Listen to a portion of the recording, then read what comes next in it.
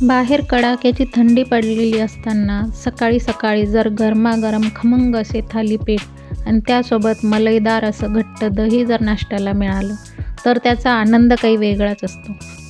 चला तर मग आज आपण अतिशय पौष्टिक आणि टेस्टी खमंग अशा थालीपीठाची रेसिपी बघणार आहोत. तर नमस्कार, मी मनीषाज किचनमध्ये तुमचं स्वागत आहे.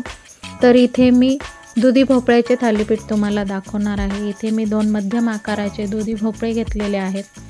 भोपळे जरा कोवळे बघूनच घ्यायचे, म्हणजे मग त्याची साल काढण्याची गरज येत नाही आणि त्यातल्या बिया पण त्याच्या निघत नाही.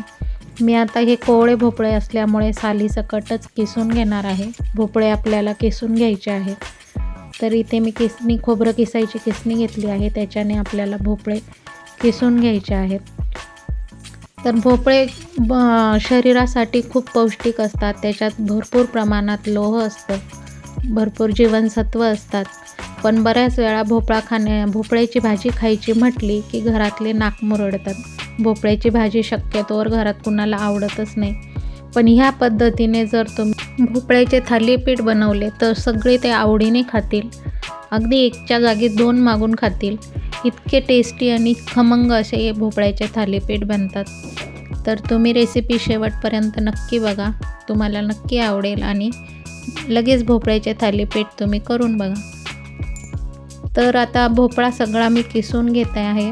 भोपळा किसल्यानंतर त्यात लोह असल्यामुळे ते हवेच्या संपर्कात आल्यामुळे ते काळा पडतो. म्हणून मग त्याच्यात आपण लिंबू पिळायचा, म्हणजे मग भोपळा काळा पडत नाही.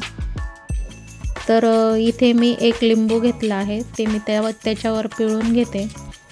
तर हे बघा अशा पद्धतीने.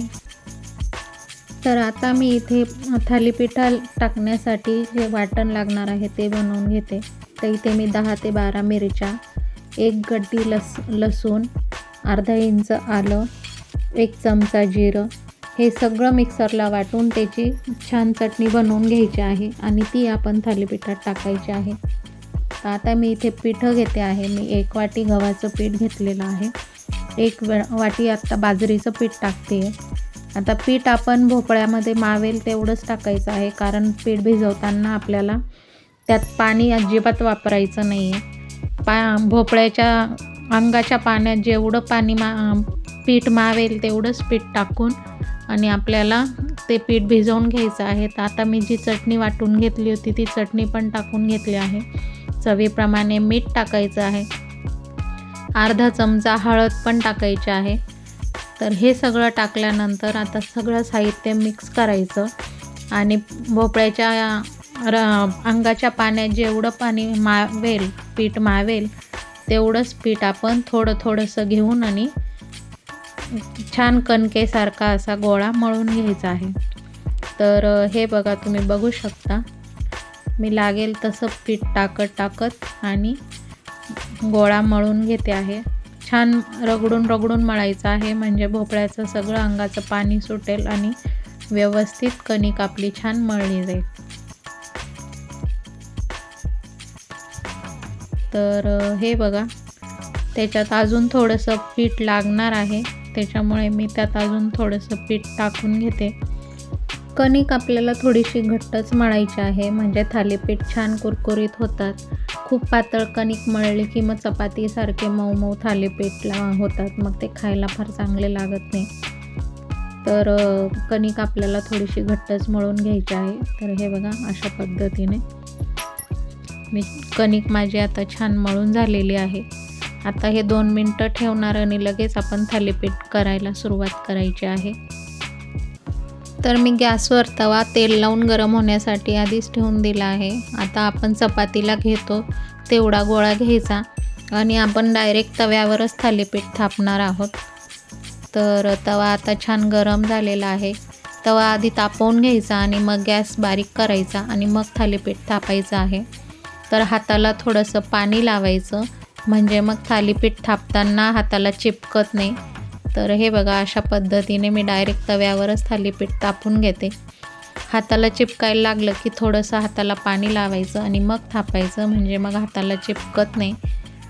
तर बरेच जण कॉटनच्या कपड्यावर पण थालीपीठ थापून घेतात पोळपाटावर आणि मग तव्यावर टाकतात. तर तुम्हाला तव्यावर जमत नसेल तर तशा पद्धतीने करू शकता.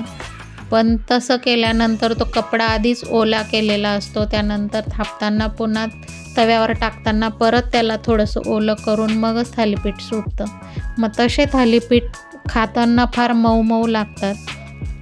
म्हणून मग मी शक्यतोवर अशी तव्यावरच थापून करत असते, म्हणजे छान खरपूस आणि कुरकुरीत थालीपीठ तयार होतात. तर थालीपीठ आता छान तयार झालेलं आहे. झाकण ठेवून 2 मिनटं शिजवून घ्यायचं आणि त्यानंतर त्यात झाकण काढायचं. त्याच्यावर आजूबाजूने कडेने तेल सोडायचं आणि थालीपीठ आपल्याला उलटून घ्यायचं आहे. तर हे बघा, तुम्ही बघू शकता थालीपीठ एक बाजूनी छान शिजून तयार झालं आहे. आता आपण लगेच ते उलटून घेऊ आणि दुसऱ्या बाजूनी छान खरपूस असं ते भाजून घेऊ. तर अशा पद्धतीने तुम्ही थालीपीठ नक्की करून बघा, तुम्हाला नक्की आवडेल. खायला हे थालीपीठ खूप टेस्टी लागतात आणि शरीरासाठी तर पौष्टिक असतातच, ते मी तुम्हाला आधीच सांगितलेलं आहे. तर मी तुम्हाला अजून एक थालीपीठ करून दाखवते. दोन्ही बाजूनी तेल लावायचं आणि छान खरपूस भाजून घ्यायचं. तर थालीपीठ आता छान भाजून झालं आहे. आता मी ते ताटात काढून घेतलं आहे. आता लगेच मी तुम्हाला अजून एक थालीपीठ लावून दाखवते. तर हे बघा, अशा पद्धतीने तव्यावर आधीच तेल टाकायचं नाही, नाही तर हातावर तेल उडेल. आधी आपण थालीपीठ चांगलं थापून घ्यायचं व्यवस्थित आणि मग थापून झाल्याच्या नंतर आपण तव्यावर आजूबाजूनी त्याच्या कडेने तेल सोडायचं आहे, म्हणजे मग हाताला भाजत नाही. आधीच तेल सोडलं की थालीपीठाचा गोळा टाकला तेल उडतं आणि मग हाताला चटका बसण्याची शक्यता असते. तर तेवढी काळजी मात्र घ्यायची. तर आता सगळे थालीपीठ अशाच पद्धतीने आपण बनवून घेऊ. तर हे बघा, आपले थालीपीठ आता तयार झालेले आहेत. याच्यावर जर तुमच्याकडे घरातलं ताजं लोणी असेल तर ते टाकायचं गरम गरम थालीपीठवर. माझ्याकडे नव्हतं म्हणून मी थोडंसं बटर घेतलं आहे आणि बटर टाकून घेतलं आहे. तर बटर टाकल्याने पण हे थालीपीठ खूप छान लागतात खायला आणि त्याच्यासोबत जर असं घट्टसर मलईदार मोवळं असं दही असेल तर मग खाण्याची अजूनच मजा येते. तर तुम्हीही ह्या पद्धतीने भोपळ्याचे थालीपीठ नक्की करून बघा आणि कसे झाले ते मला कमेंटमध्ये नक्की सांगा. तर तुम्हाला माझी रेसिपी कशी वाटली कमेंटमध्ये नक्की सांगा. अजून कुठली रेसिपी तुम्हाला बघायची असेल तर तेही सांगा. रेसिपी आवडल्यास रेसिपीला लाईक करा, शेअर करा आणि माझ्या चॅनलला सबस्क्राईब करा. अशाच नवनवीन रेसिपीजसोबत आपण पुन्हा भेटू. व्हिडिओ शेवटपर्यंत बघितला त्याबद्दल मनापासून धन्यवाद.